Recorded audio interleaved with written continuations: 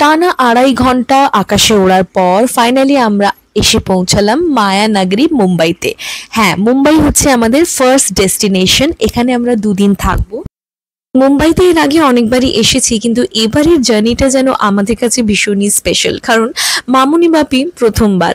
যাই হোক, আমরা সবাই ল্যান্ড করে গেছি সেফলি, আর সবাই আগে বেরিয়ে গেছে। আমি মামুনির সাথে রয়েছি, কারণ যেহেতু মামুনি হুইল চেয়ারে রয়েছে তাই সবার লাস্টে মামুনিদেরকে নিয়ে যাওয়া হচ্ছে, মানে যারা হুইল চেয়ারে ছিল তাদেরকে নিয়ে যাওয়া হলো। এবার আমরা একটা ক্যাবে করে মুম্বাইয়ের রাস্তা ঘাট গাড়ি ঘোড়া সব দেখতে দেখতে পৌঁছে গেলাম হোটেলে। হোটেলের লাগেজ রেখে একটুখানি ফ্রেশ হয়েই আমরা বসে পড়লাম লাঞ্চ করতে। লাঞ্চে কিন্তু আজকে একটু স্পেশাল খাওয়া দাওয়াই করছি সবাই মিলে।